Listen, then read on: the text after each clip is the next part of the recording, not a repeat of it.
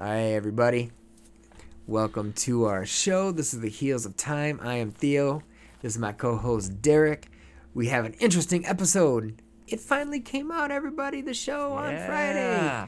The Woohoo! bell time celebration has begun. Yes. So, first off, what we're going to say is thank you for watching. If you're just happen to come across our stuff and are like, hey, cool. Hey, we do have a whole set of other episodes. So, like, subscribe. Y'all know how it works. Views are killer.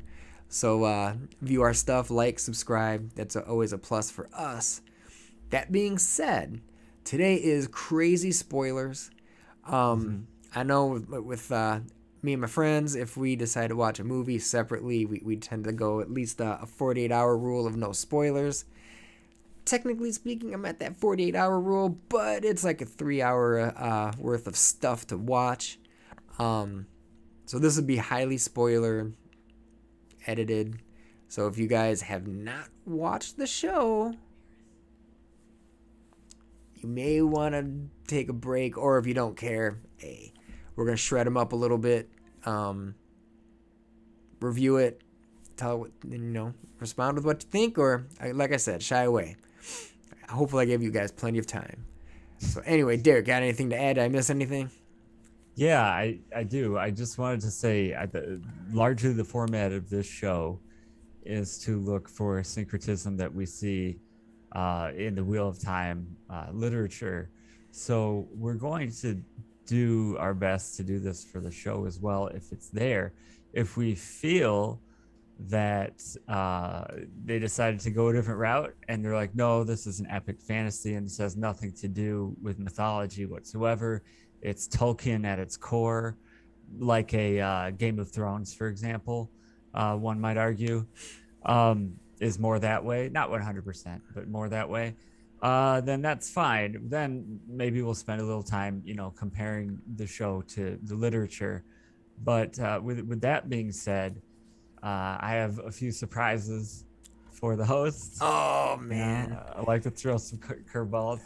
Always. I think this one's good for our job security because I think I found some syncretism right away. So I'm gonna point out two things. Go for it, man. Go for it. Now, number one, episode 2. Did you watch the introduction or did you skip the intro when you watched the 3 of these? I've only watched them once, so I don't remember. I think I watched the intro, but I'm not sure. Go for it. So the first episode, I don't even think has the intro in it. No, it doesn't. It just goes through. Yep. But episodes 2 and 3, they put an intro in there, and at the end of the intro, they show a woman representing each Aja of 7 different Ajas for the Aes Sedai. Yep. And Theo, what do they put behind the head of each of these women? What do you think? Do you remember? No, so I think I skipped it. They give them each a solar halo. Okay. So I think someone's still paying attention. Okay. So I think they're trying to say at least the people that can channel in this world are secretly either saviors or think of themselves that way, but if not that, at least deities, right? Gods walking on earth in the flesh, so to speak. So that sounds a lot like mythology to me. Correct. So I think there's still a good chance that we're gonna have some material to digest as the show develops. And the other thing I was gonna throw out that screams like a burrito of syncretism to me is when Moiraine was telling everybody the story of Manithrin. So what did I hear? At first, it sounded like I was hearing the story of the 300 Spartans. She said you have this group of people. Yep. And they need to just and in a way, but isn't that syncretism, right? It's not perfect. Exact, correct. Right. Yep. And she said, didn't she say that they needed to hold out for 3 days? 3 days. And then they'd get back up, right? Yep. Correct. So that sounds like that. But then suddenly the story shifts and she goes, well, that backup never came. Yep. Correct. And now it's 13 days. Yep. And now to me, that sounds more like some kind of biblical miracle story like maybe like the 8 days that the Of Hanukkah. uh, right, where they're able to have enough oil to keep everything lit and so on. So it's like, okay, so maybe that's kind of a mixture of that, and then they're able to hold out a little bit more before they're finally utterly destroyed, and it's like, oh well, that's a dark twist. So it's kind of like, oh, okay, Wheel of Time in this version of it, it still seems like, the mythology is very much there. Mm-hmm. So maybe it'll be like we'll have to peel our eyes to catch it. I'm sure some of it's going to be in the visuals, right? Sure. Um, Speaking of visuals, I'm gonna jump ahead, Man. For just a second before I throw it back to you. All right. Dude, what do you think about that Rand coughing up a bat, man? That was a little disturbing. I won't deny. Dude. And that was interesting. I'll be honest, a super crazy spoiler. I was like, there it is. They just announced who the dragon is. Because I figured he had that dream. You see the dark one, which was super creepy. Oh, the way they have Belzamon? Where they have him with like the eyes and the mouth and stuff. I was like, ooh, I got the creeps. And then he's like, and then legit coughed him up. I'm like, oh, here we go. And then before I found out, and this is super spoiler stuff again of the show, when they walk and he just is like, what the hell happened? And all the bats were dead. Yeah. I'll be honest. What I was thinking is the dark one touched him. He subconsciously hit the power while he's asleep, and then just like lashed out at whatever was around. In this case, was a bat, which was lodged in his throat. Subconsciously just murdered them all. Still could have happened that way in theory, because we don't technically. They never said how the bats died. They just said they were pretty effed up. But hold on, maybe. So listen to this. Oh, did you hear? Did you hear a little something? Yeah. Well, no. Listen to this. So I'm just reminding you that Matt also had a bat dream. Oh, I was getting at that. No. But in his specific dream, he said that they all had their necks snapped at the same time. So maybe all those bats laying over there, that could have been Matt's dream. Maybe. I mean, who knows? That's just a thought. I mean, maybe. So obviously, you guys are. I think you know where I'm on Team Rand being the dragon. Team Rand, very nice. I have not ruled my judgment yet, folks. I have not ruled my judgment of that's who it is, but mega spoiler for the books: Rand is the Dragon Reborn Right. from the books. Right. So I'd like to keep it as book equal as possible. That being said, there were some changes, and I actually dug most of the changes, to be honest with you. And I'm going to take it from here for a little bit. Go for it, man. So I like how they upaged the people. Yeah, dude, start with the big one. I mean, I think that's a big one. Well, that's a pretty big one, but connected to that. Yeah, connected to that is Perrin's backstory. So that one's interesting. So I was doing a little reading because at first I was kind of disturbed by it. I was like, man, the big thing is like they're changing some crap already, and they're playing with the age. And then I do my best thinking in the bathroom, and I started thinking to myself, you know what though? A lot of things make sense. You hire minor actors, like as in minor aged. You have child labor laws into effect. You got to have school. You got to have tutors. You got to have all that stuff. Amazon's invested a hell of a lot of money. You've got 3 seasons. You know it's not going to be tape a show a day. Right. And the big issue with a different popular series, Stranger Things, was when they did, and Harry Potter to a certain extent, when they hired young kids and they followed the age, they aged faster than the books. Yeah. So because Yeah. it took production time, of course, longer than just a year in the school life or in Stranger Right. Things. Right. It took Right. them longer, and the kids' voices changed, their body Hmm. type changed. Hell, Yep. man, if you looked at me at 12, 13, 15 years old and compared me to 20, Hmm. 25, there was a Hmm. huge difference. But from Right. 25 to 20, or 20 to 25 rather, I didn't Not as big change of a that difference. much. Right. Right. I Right. was Right. mostly there. Hmm. So to me, makes sense to actually up them a little bit. You can hire different actors, and it over time, it's not going to be as detrimental to the aging of the people, and you don't have to worry about like the child stuff. That being Right. said, if you're in kind of like a medieval esque, I don't want to say parody of because obviously the wheel works what it does.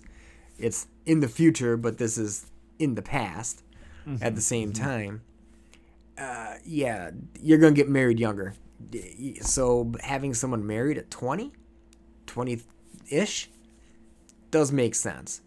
Yeah. And hey I man, agree. Perrin's a good looking dude. He's big buff Yep. individual. Blacksmith would have been respected.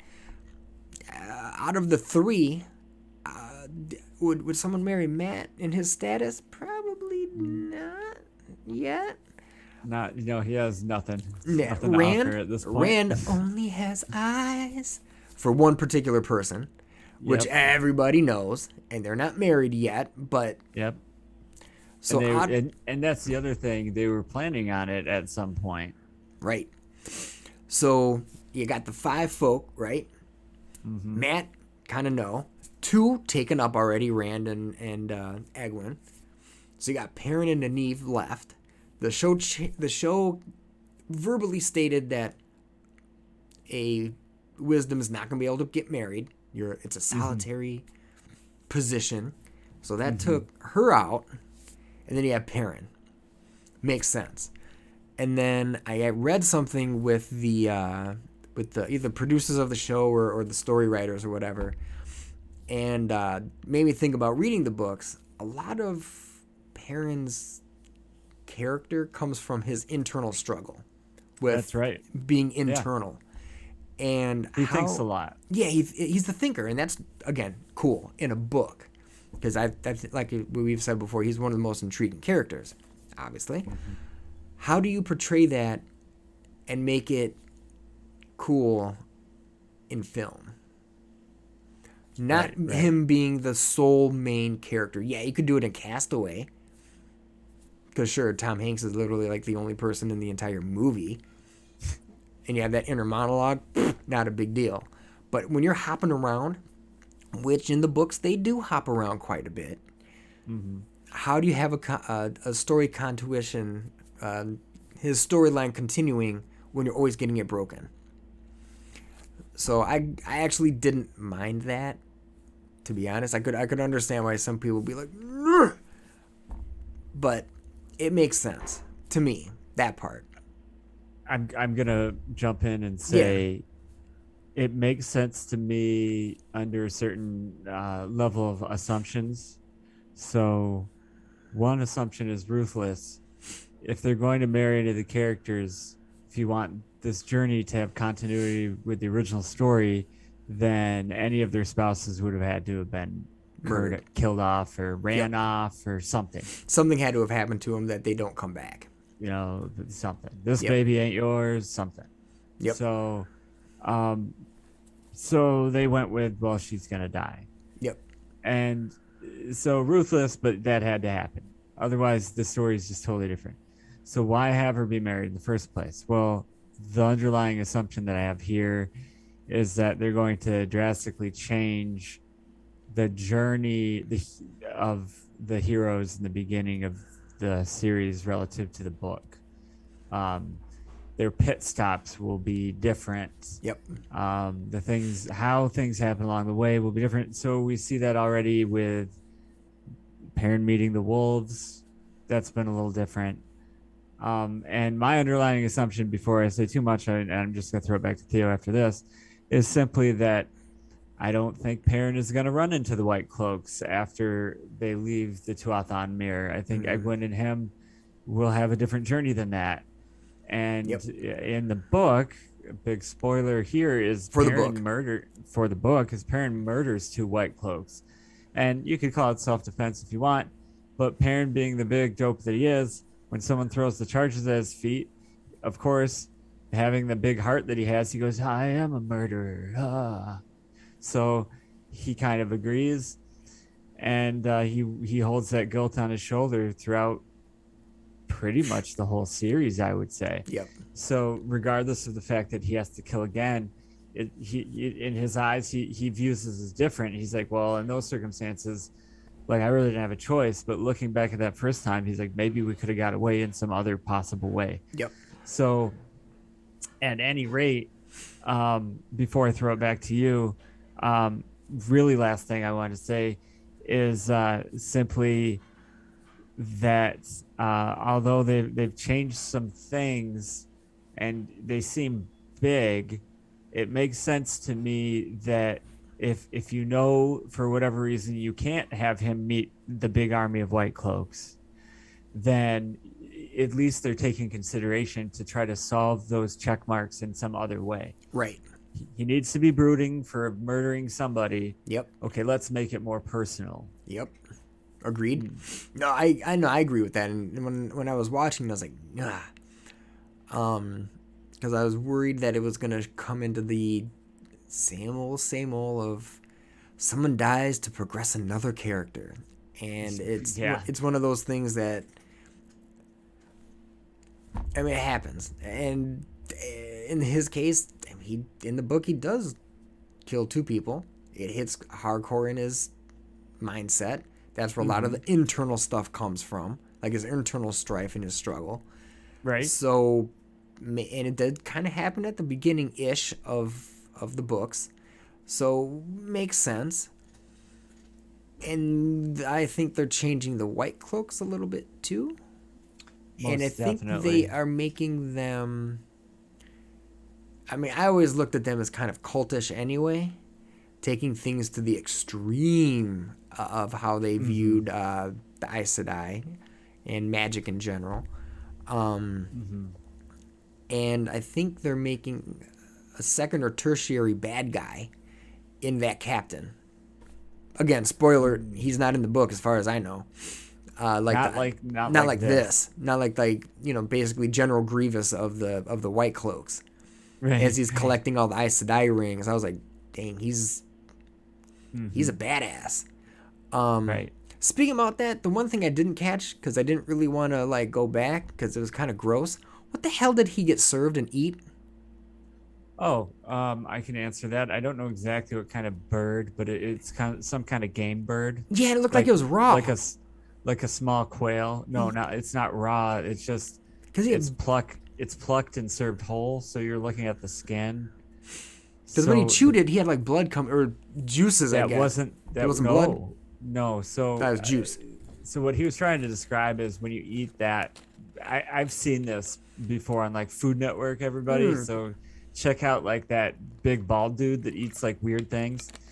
But when you eat this particular thing, the bones and the bird are in it and everything. Right. It's not whatever. It's the whole carcass. So all of its bones crush when you eat it, and that actually cuts the roof of your mouth. Oh, so that's his blood. Yeah, like eating too much Captain Crunch or something. Gotcha. Okay. All right. So they're trying to show us that he's a masochist. And he's savage. He's a sadomasochist, actually. Yep. He's crazy.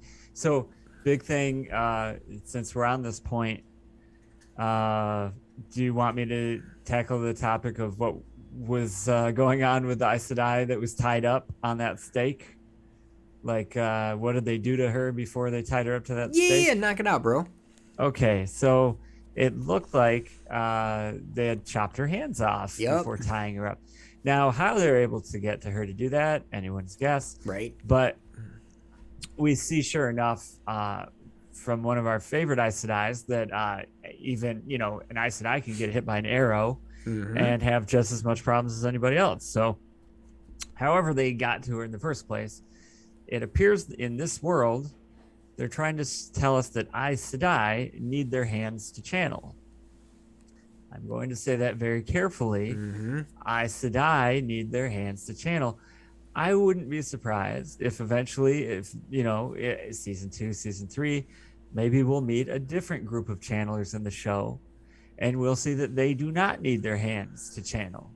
So at any rate, Aes Sedai in the show need their hands to channel, and that seems to be a weakness that this particularly savage White Cloak Inquisitor has found out about. And here's another point. They make it very clear in the show. He's an Inquisitor. Mm-hmm. In the book, the closest guy he is to the book is this Asanawa character, I believe his name is.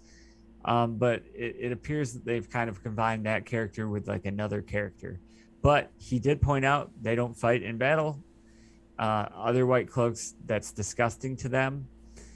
In the books, I think the White Cloaks is more as kind of like fanatic buffoons. They're competent to a degree. Like if you line them up, then and point them in one direction, and they can't go anywhere else. Yeah, they'll fight. Little better. They're a little better than stormtroopers. Right, but exactly. So, and they're not trustworthy to say the least. So, they're dangerous. They're very dangerous, but for different reasons than in this show. In this show, they seem to be more like, well, they can straight up assassinate Aes Sedai. So I'm gonna throw that back to you. Yeah, no, I was gonna say, it was cool. I was like, okay, well, that didn't happen in the book. No. But what better way to captivate an audience is you need to have a tangible bad guy. Mm-hmm. Mm-hmm. And the first couple books are about traveling, some strife, some things happen here and there. Mm-hmm. Charlotte Goth goes down.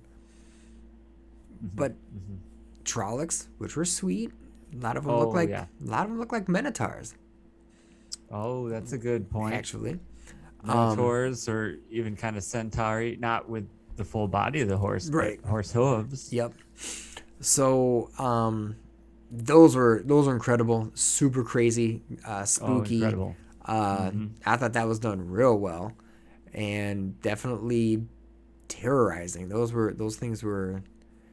They made me jump when I first watched them. I'm a jumpy dude anyway, but I was like, ooh, these guys are brutal. And the fade was, I think the fade was spot on, like for the creep factor, for what they're supposed creepy. To be. So let me back up. This is gonna sound funny, but what you said about the Trollocs, for me, they were captivating. I just thought the level of detail they brought to them. Mm-hmm.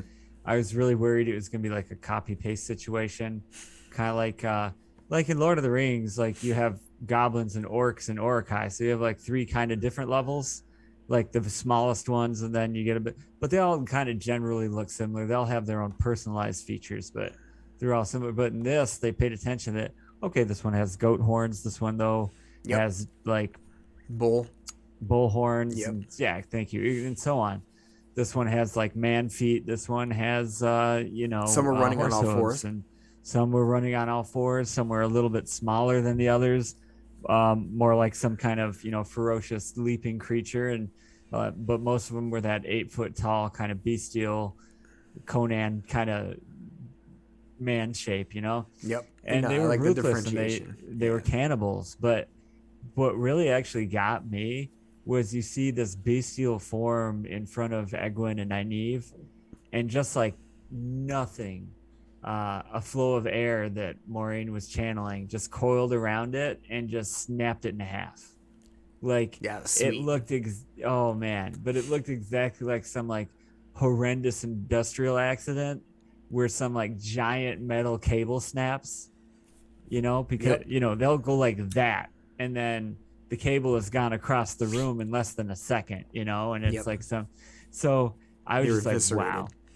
But I'm sorry I'm getting a little excited here, so I'm going to jump ahead and just say Nynaeve is my absolute favorite character. The moment where she tries to protect Egwene and she like roars in the face of that Trolloc, oh man, I think I fell in love right there. And you're probably like, oh man, you tracked Lan? Yeah. that was just hardcore, and tracked him after getting out of Shidar Lagoth, out of that Shadow City. Yeah. Like so she was probably smart enough to go around. Like that's the other thing. So yeah, she's absolutely badass in this show. Like ferocious, and then to segue to one more point because I'm just so excited. Two Rivers women are tough. They are tough. Well, if You you're had if you're that- going back to the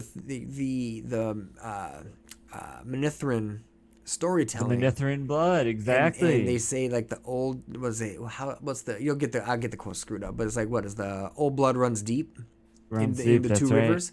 Yep. I mean these are hardy mountain folk that have been isolated from the world pretty much. Yep. They're They tough. don't get visitors. They don't get. I wouldn't say they're inbred because they're maybe a little bit, but their town's big enough to where that's okay. But they're beasts of Yeah. people, and not beasts. But I mean, it's a hard life living in the mountains the way they're living. But, So it what'd makes she sense. say? What'd she say? She said, "You want a feast, or you're looking for something to feast on." Mm-hmm. And then they all surrounded him and just took his life away. Oh, that was savage. Yeah. So yeah, they held their own. Like once they knew what was up, like if they Once had they got actual. once they got over the shock and awe of the Well, situation. not only that, dude. Think about this. Once they actually had weapons, Yeah, they have to grab their pitchforks and stuff, right? and most of them were pitchforks. If the Trollocs came back and they actually had like real spears and stuff, they'd be okay. Yes. Hint. Maybe Hint. depends on. I how mean, this, depends on the book. and, Or depends unless- on the show and how So they the do it. way now in the book, we don't really see most of this action. No. So it's just Rand kind of gets there kind of after the fact. We see the aftermath. Well, we And- imagine and the much- aftermath. Right, and much of it is from Rand's point of view at this point in the book, and so he's kind of like, "What happened here?" And so it was actually a treat to actually see that battle happen, so to speak. Agreed. But at the same time, we didn't hear any of Rand's point of view. We don't know if or what his father said. Right. Hint, hint. Mm-hmm. So I'm gonna throw it back to you on whatever point you want to hit up next. Yeah, man. So, loved Matt. Yeah. He's pretty sweet. It'll be interesting because he picks up the dagger. That's a very important he point. did. It's alluded to in the city, which ironically doesn't actually happen in the books. Where Rand asks him, he's like, "Man, what's wrong with you? Like, you've changed." And he kind of blows it off, but we know it's the dagger. Oh, for It's sure. starting to slowly change him. And I know that I can't remember the actors' names. I'm not good with names anyway, y'all. But I know he's replaced in season 2. Season 2, Yep. Matt has already been recast. It'll be interesting to see how they portray him in season 2 and progressing through this season. I have a theory. And it's kind of a gross one. But the longer you hold on to that dagger, the more you change, right? Both physically and mentally. The physical change takes its toll on the character in the book. Oh, for sure. They say that he's like basically skin and bones, as we referred to him as in one of our many episodes detailing Matt. That's correct. So I'm wondering if this particular actor didn't want to cut the weight. Oh. Like, I can't remember the movie, but like Christian Oh. Bale when he dropped that like Mach- 60 pounds, 70 pounds or whatever, and he was like, The Machinist. yeah, that was the movie. And when you look at him, it's like, I'll be honest, I didn't know who the actor was, because when they showed the trailer, I was like, who the hell is that? And then like Right, Christian Bale, yep, I was like, yep. no friggin' way. I'm That could be- wondering yeah, that if this could be. other guy is just. Because if you look at their faces, they look damn similar. They could be bros. Oh, for real? Okay. I mean, they actually look real similar. I was like, damn, I don't even know if you didn't tell me, depending on the voice, I don't You know if just I would have wouldn't like picked up on it. Because again, I didn't know the beards and that kind of stuff. I don't know how they would have portrayed him.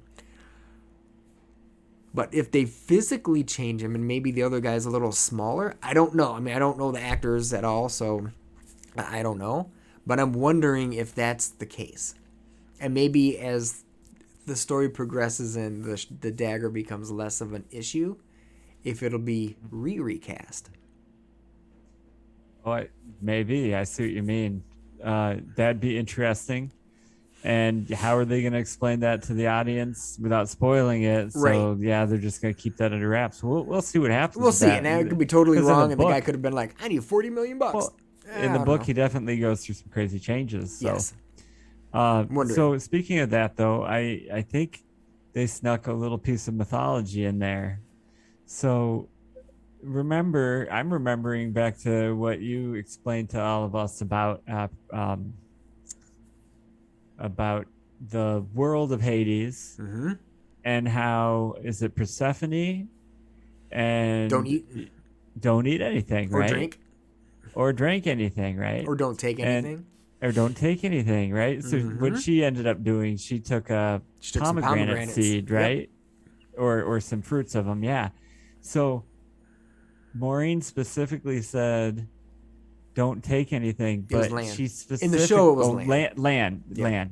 Excuse me, thank you. Yep. But he specifically says, "Don't eat anything. Correct. Eat only what you bring, and Yep. don't take anything." And don't touch So anything. So I think that's like a call out. What do you think? I mean, Hell that sounds yeah. like Even in the book, I was like, giggles.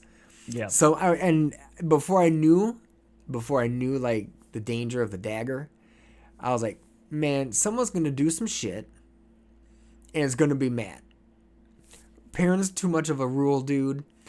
Rand follows orders. Marine's kind of jacked, so she's not gonna do it.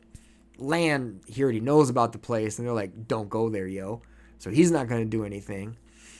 And the girls, they'll follow the guys. So Egwin is gonna follow whatever Rand does at this point. So yeah, whatever. And Neve at this point is like, yeah, let me like see what's going on, but this place is creepy. So no, I'm not gonna do some crazy shit. Who gonna do crazy shit? If it's gonna be some crazy stuff, it's gonna be Matt. And as soon as he took that knife, the dagger, I was like, oh, he's screwed. I was like, something bad is gonna happen to him. Or I was like, it's that dagger. That dagger is the pomegranate. Right. But so here's the flip side to that. And ironically, the jewel is actually red. And it's red, right? And here's the flip side. He takes that pomegranate seed, but he's able to take it out of there, isn't he? Yes. Sure, he pays a price, but who's the only person that would be able to just walk right out of there? Hades. With what, a couple exceptions, right? Yeah. Hercules. Yep. And wasn't Mercury allowed to go? He kind of was able to go back and forth. He couldn't really. I don't know if he took anything specifically. No, but he was able to deliver messages. Though, right, messages. Yes, if you kind of message as a thing tangible, then yes, messages. Okay. So that's just interesting. I thought that was cool. And I'd say Matt's not Hercules. So no, definitely not. Yeah, he's gonna be one of these other characters. So sweet. No, so moving on. So the boat scene, that was different. Yeah, no, most definitely. They changed the order of it. Was it in the again? Scale of 1 to 10, my expectation level, my expectation level was like a 3 out of 10. My hope level was like a 9 out of 10. So I was hoping it was going to be really good, but my expectation level was kind of low. My actual experience of just watching the show, I was like, screw the books. Separate them out. I actually thought it was good. I would give it probably like an 8.5 to me. I thought the acting was solid. The scenery was absolutely gorgeous. The way they did the Two Rivers, the whole Two Rivers, really the first episode, the village itself was awesome. How they had like Tamaway and like the rituals. I sound stupid, but I even like the dance, man. It's kind of funny. Oh, I like that too. The crazy thing about the dance is it's actually kind of similar to a Greek dance. Oh, interesting. circle and holding hands and like doing some kicks and stuff. I was like, interesting. And the funny part is when you brought up the stuff about 300, obviously Yeah. that's about Greece. Of course, most So I'm like, definitely. huh, interesting, but that's probably unintentional. But I thought that was Maybe not though. maybe not, because if you've watched our other episodes, we have a specific theory about how the wheel works and things Right. that they've referenced in previous ages, Mm-hmm. specifically mentioning like Moscow and America. Yep. Mm-hmm. So, is it far off that these folk might be somewhere in the Mediterranean area? Maybe not. Who knows? But I actually really liked that. I really enjoyed episode 1, to be specific. Mm-hmm. Boat scene had to happen in the way they portrayed everybody leaving. Although they did get rid of a character potentially of that. Yeah. So at that point in the books, I think they all get across on the ferry. I think that's fine. But I think after they leave Shidar Lagoth, and I could be getting things a little mixed up, but whatever it is in the books that spurred the party to split, because in a movie about a hero's journey, and there's the party that helps the hero along, eventually everyone has to split up. It has to Right. happen. So when this happens, the way it happens in the book, Lan and Moraine are by themselves, and that's when Nynaeve runs into them. So good enough. Okay. Egwene and Perrin are on their own, and they're kind of wandering through some mountains, and they run into some tinkers, two Athanmir traveling people. Good enough. Yep. But the divergence here is Rand and Matt, they get on a boat with Tom Merlin. That does not happen here. No. Instead, they go to a tavern somewhere along the way that they see, because it's the first glimpse of civilization they see, and they're tired of like trying to hunt for their food and forage for their food. So they go there. And actually, Theo, this is one of my most delightful original scenes, I think, to me, and original characters. The barmaid or the tavern owner or whatever. Yep. I really enjoyed that character. She was cool. It was a little out of sequence compared to like when Rand and Matt eventually run into trouble. It's later. Yep. And I think I wonder though, it was kind of a cheap shot. If earlier I heard the rumor saying, oh, they're going to change up a character and make her a female instead of a dude. Well, yeah, the tavern owner that they eventually run into that's a jerk is a dude. Is this the character they're talking about? It's not really like a major character. But regardless, I really enjoyed her. I enjoyed her moment where she flipped, Yep. where the light went out, so to speak. She's just like, oh, was it the braid? It was just like too much. Right. Like, that was what? hilarious. Grabbed his, already had his sword ready, because Rand's like, at this point, he's just like a big dopey, like, yeah, I'm just a farm boy shepherd, and everybody says what they mean and does what they say. So, Well, I mean, Two River folk, man. This is his first Right. real experience outside his little town. yeah, well, he learned his lesson, man. Yes. So, now- I'm going to break it down for you. I said at the end of our show, we're going to have a little debate.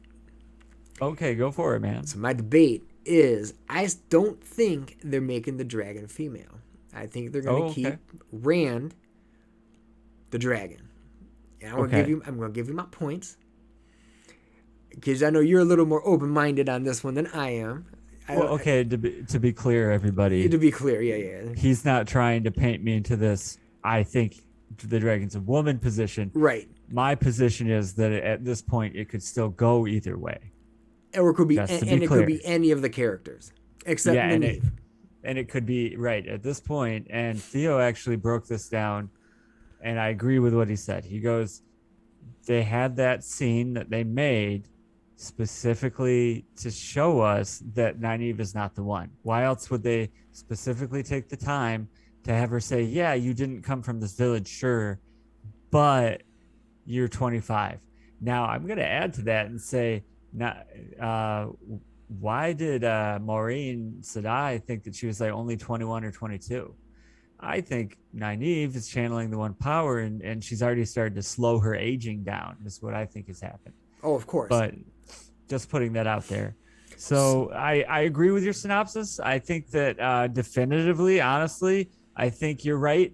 I sometimes I forget to look at the cinematography of things. That really matters. They're not going to shoot a scene unless it actually means something down the road for them to use. It's too expensive. Yep. So with that being said, Nynaeve is off the list. What's your next point? So dig this.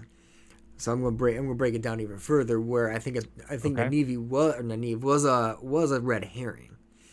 So yeah, blah blah blah. That scene, yes, and I'm like, sweet, Rand. And I agree with my esteemed colleague that I think she is jamming that one power. Because one, she's already the wisdom. Two, we've already made it clear that the wisdom feels the one power. May not know how to use it or whatever, but she's already... Females are wisdom, then two Wyvers, but they already have that ability.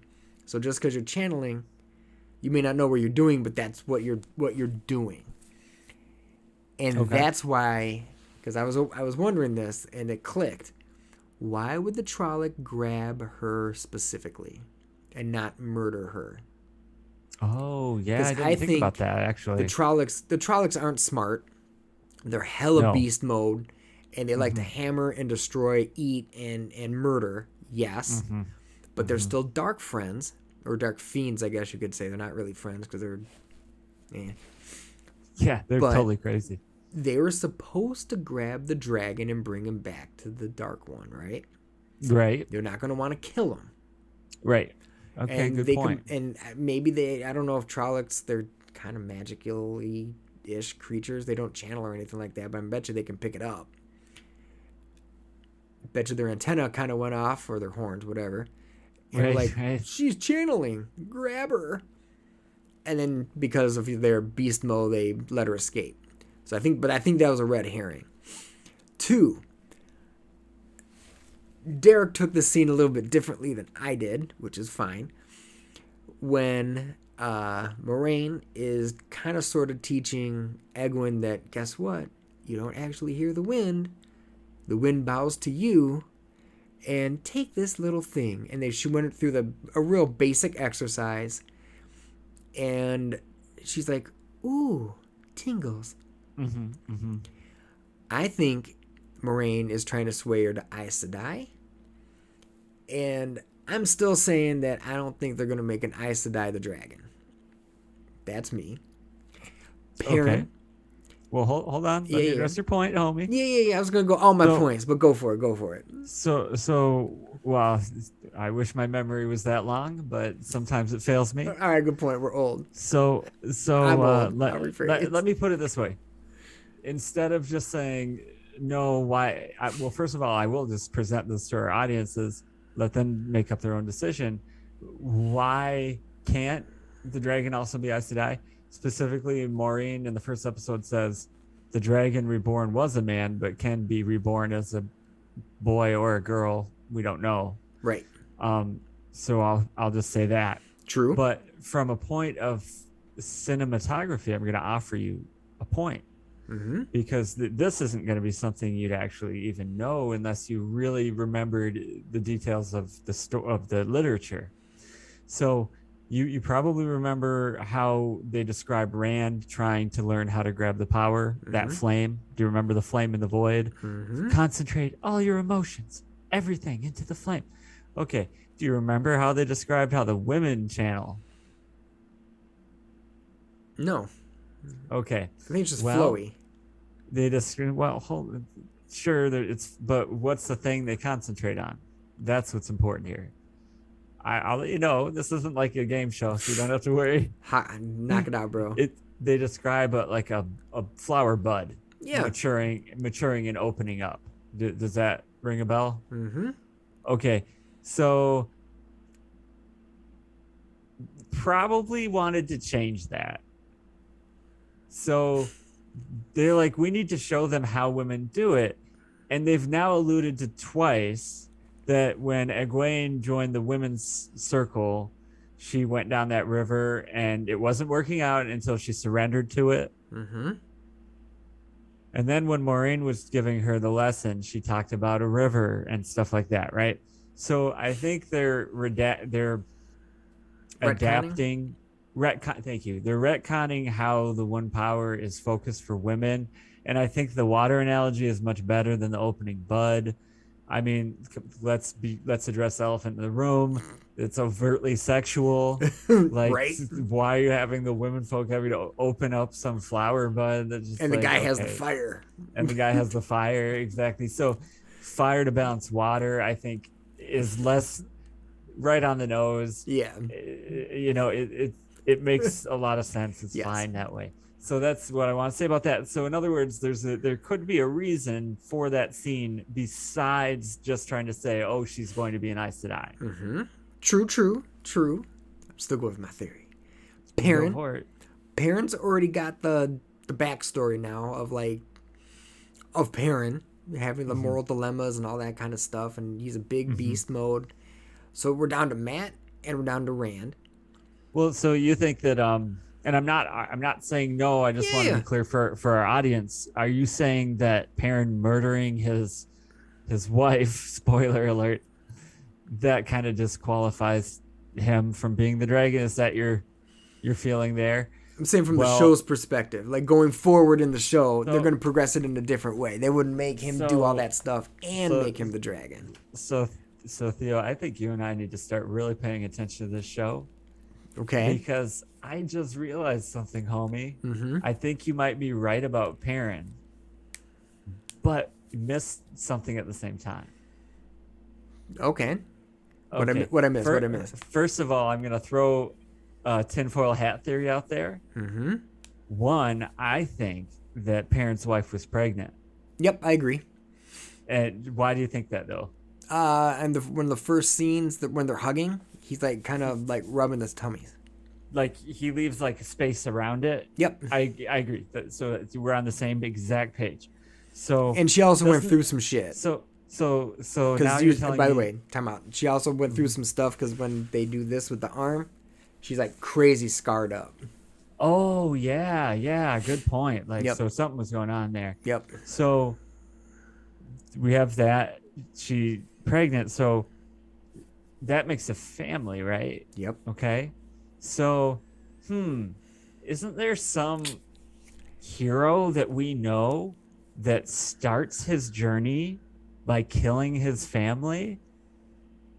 Hercules. Yeah, homie. I think we better pay attention. I think they're trying to throw in Hercules into the series. Maybe they really know what's going on in Robert Jordan's literature. Because we've already, by the way, viewers, we've already done that little episode. Right. And so maybe they're trying to emphasize that a little bit more. Mm-hmm. So I just wanted to put that out there. So I'm not against you. I don't think Perrin's the dragon either, because I think there's already breadcrumbs to make him a very prominent Hercules. Herculean character, which he is in the book. Mm-hmm. Right. Mat already grabbed the dagger. Already's throwing them dice. Okay. Already doing the Mat stuff from the book. I see what you mean. And Rand, I think, is already channeled. Oh, you think he's already channeled? Uh-huh. To knock that door down? Uh-huh. Okay. When she's giggling and is like, it would take at least 3 men to take that down. It's made of solid iron. You're not getting through it, pretty boy. And she like puts that sword right to him. And he's like, kadoof. And then you just see the reverberation from the entire wall.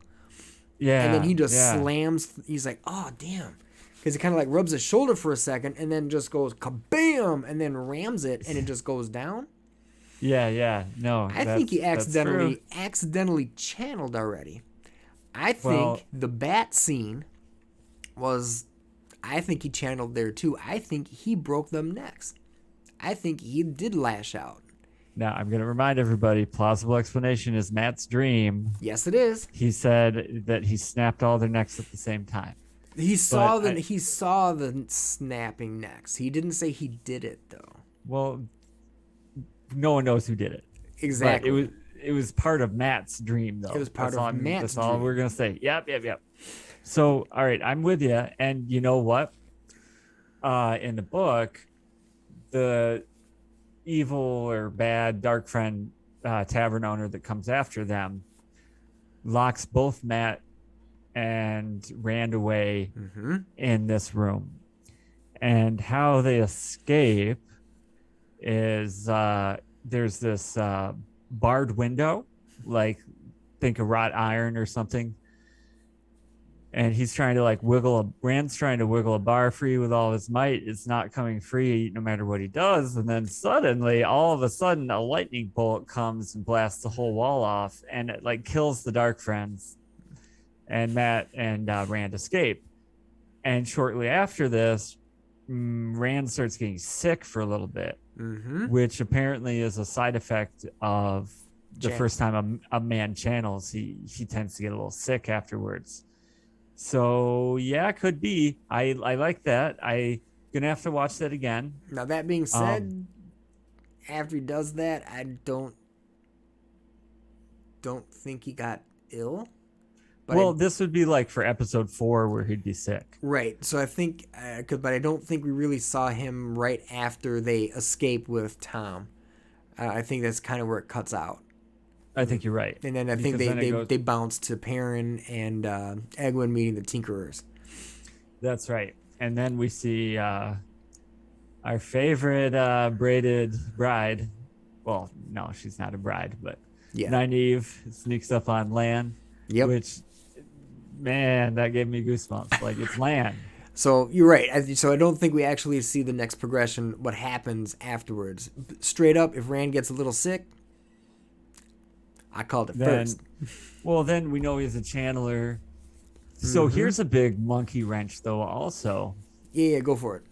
We could still have Scooby-Doo in the mystery van. Right. And the real dragon could be none other than Logain. I was about to say that. We already know that he saw, well, we saw him see somebody. We know it's Luce. Well, we don't know it's Luce Theron. I think it's Luce. But what okay, so here's the thing. If Logain is seeing Luce Theron, then he is the Dragon Reborn. Right. I don't think he was seeing Luce. I think he was just seeing like a friend of his that never existed. Think so? Yeah. Like, I think he legitimately didn't know that guy wasn't there until the Aes Sedai was like, who are you talking to? So you're talking Fight Club. Here. Yes. Oh, yeah. Most definitely. So, and because as soon as he realized that she was not crazy, like, he disappeared. That is true. Well, so I thought that was sweet. And so now that could be there to set us up for, like, will Rand suddenly meet a friend? And then episodes later, we'll review all the episodes, like The Sixth Sense, and we'll realize that no one is, like, looking him in the eye when they're talking to him and all this other shit. Right. I got a little excited there. Yeah, there goes her monetization. Whatever.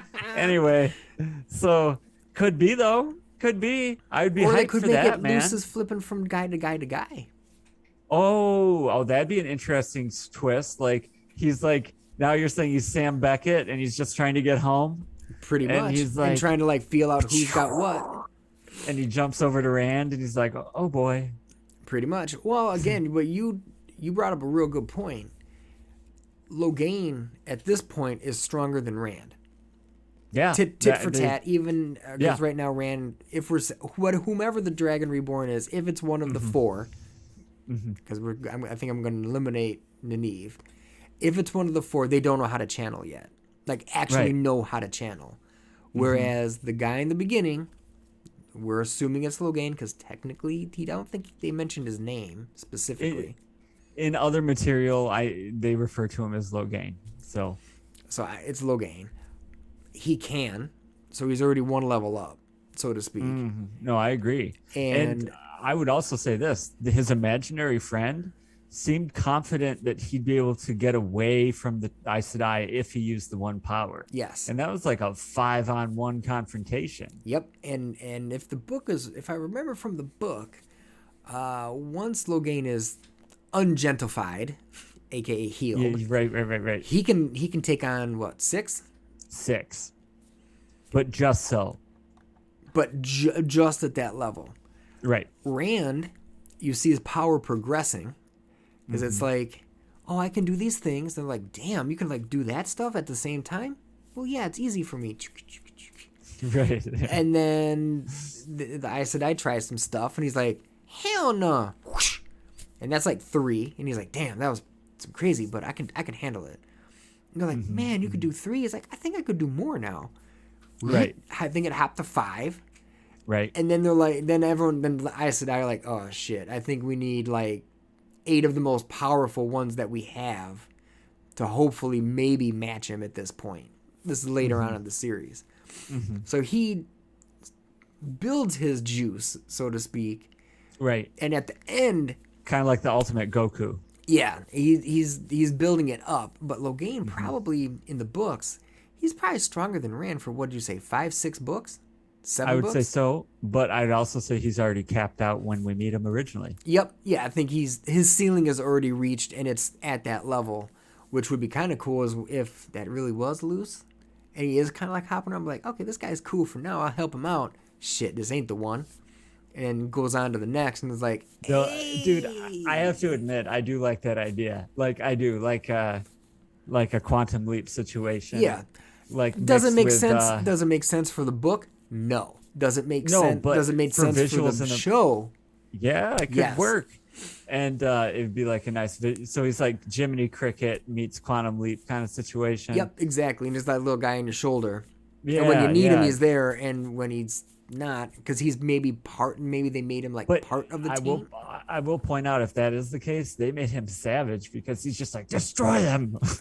Yeah, I mean, He's like, use the power now. I know, pretty much like egging him on to like nuke some people. So yeah, hey, He's like, he's basically like, it'd be easy. Just come on, just do it.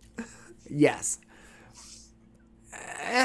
So yeah, he would he would be a savage individual as your Jiminy Cricket character, Yeah. but it's plausible. Mm-hmm. Plausible. So we'll see. Either way, I thoroughly enjoyed the show. No table Absolutely. flips. Nothing that I was like, I'm never watching this show again. Oh, I do want to throw in there, and so we made our points. Y'all can decide for yourself. So let's leave that alone. Yep. And I just want to throw in this at the very end. It is not the same situation as in the books with Maureen getting injured like she did in the show. She does not get injured like that. No. Correct. But so why did they do that? I really think that has to do with they needed some other explanations since, there wasn't the boat and so on and so forth. They needed some power. This is my thought. I think that they're going to make Maureen do some real beast mode power things later on, and they wanted some way to handicap her. Mm-hmm.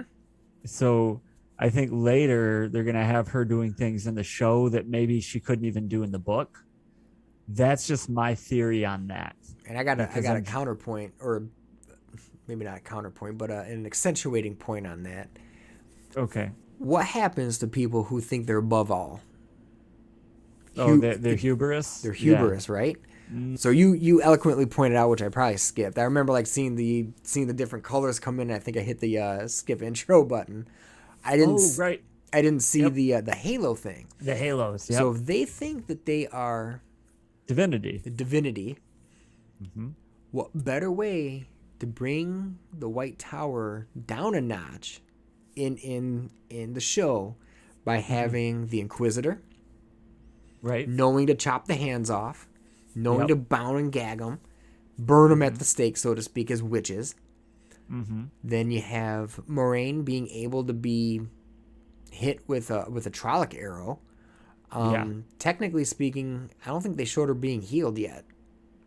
No, just Nynaeve giving her the poultice, Yep. which brought her back a level, But but only for temporary purposes.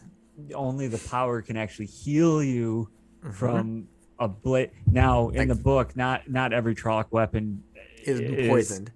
is contaminated like that. Yeah. Let's just say, but a lot of them are, Yeah. and you get a varying degree of how quick the poison works. And Nynaeve's not quite capable of doing the healing junk yet.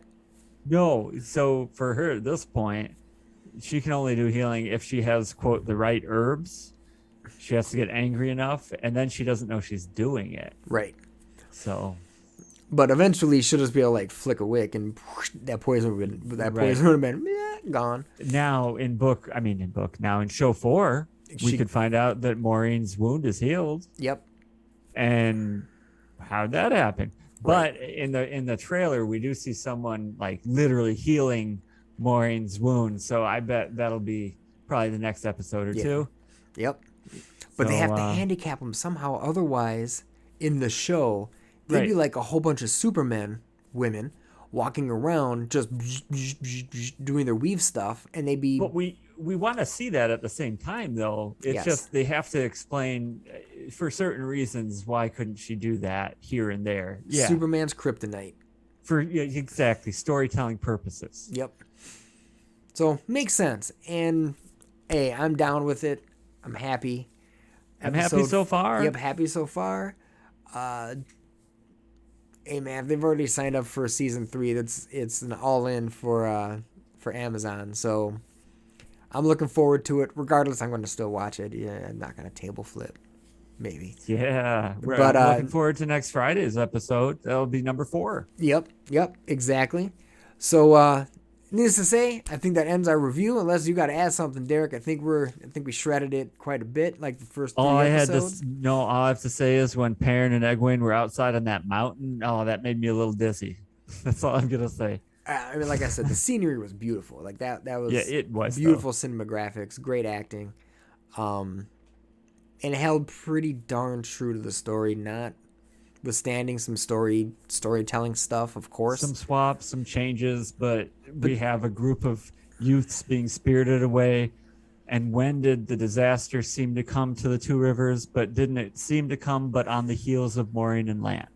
So I think you pretty much got the element right there. Yep. So I'm happy. Like I said, I'd probably give it an 8.5 out of 10. Derek, what's your final verdict? I'd give it a solid 8, a very solid 8, and that's being very critical of the literature. So far, I'm able to see explanations for why certain things have been changed, and other things where I don't quite have an explanation yet. I was delighted anyway. No complaints. I like the songs that they had in it. I thought Tom's singing was great. I love that he like required an applause. That was awesome. And monies.